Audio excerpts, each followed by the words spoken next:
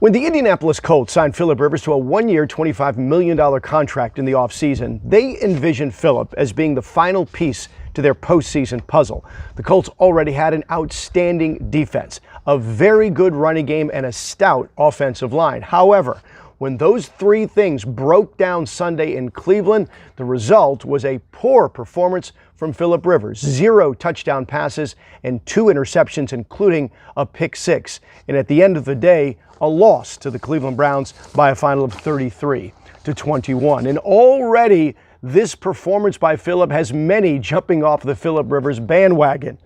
Joel Erickson of the Indy Star said this today, quote, "The blame for the Colts' offensive implosion in Cleveland is going to fall at the feet of the aging quarterback. For the second time in 5 weeks, Indianapolis needed Philip Rivers to lift the team to a win, and instead he committed the kind of back-breaking mistakes that have always been the flaw in his game," end quote.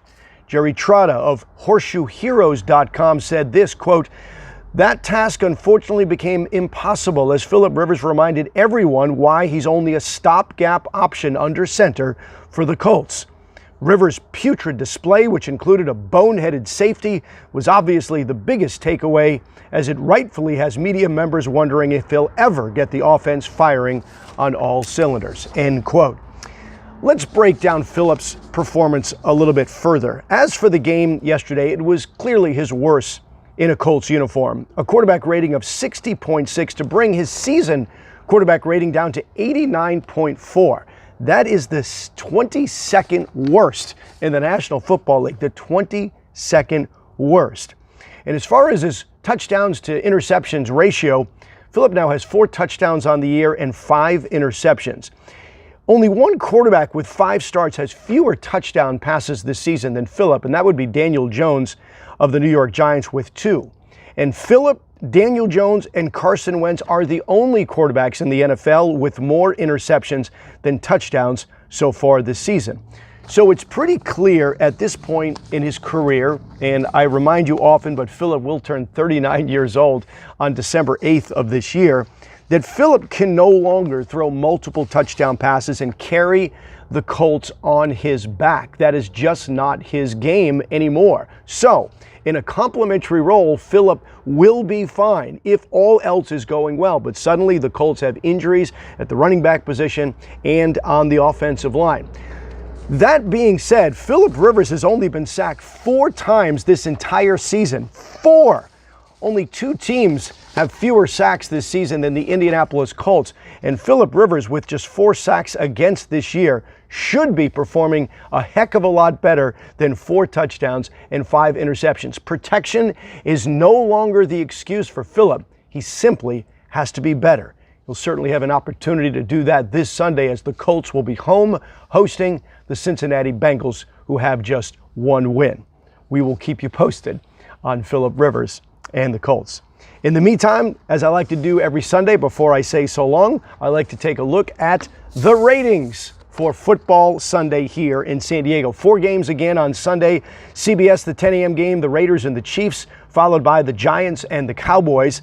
On Fox, only a 10 a.m. game. That was the Rams and the Redskins. And then, of course, the NBC game, Football Night in America, the Vikings and the Seahawks. Number 1 in the ratings battle yesterday, it was the Giants and the Cowboys. What a thriller at the end there as the Giants pull out the defeat from the jaws of victory. The Cowboys coming away with the win, and boy, a tough injury for Dak Prescott, breaking his ankle, and he is now out for the season, had surgery last night. The second place game was the Sunday night game, the Vikings and the Seahawks, an 11.8 rating. That means 11.8% of all television households in San Diego were watching that game at that time, and there are roughly 1 million television households in the San Diego market. After that, it was the Raiders and the Chiefs, 10.7 rating and a 29 share. 29% of everyone actually watching television was watching that game at that time. And in last place, the Rams and the Redskins, just a 4.3 rating. I've heard a lot of people say, maybe they're switching to the Rams now as their favorite team, but it doesn't show up in the ratings.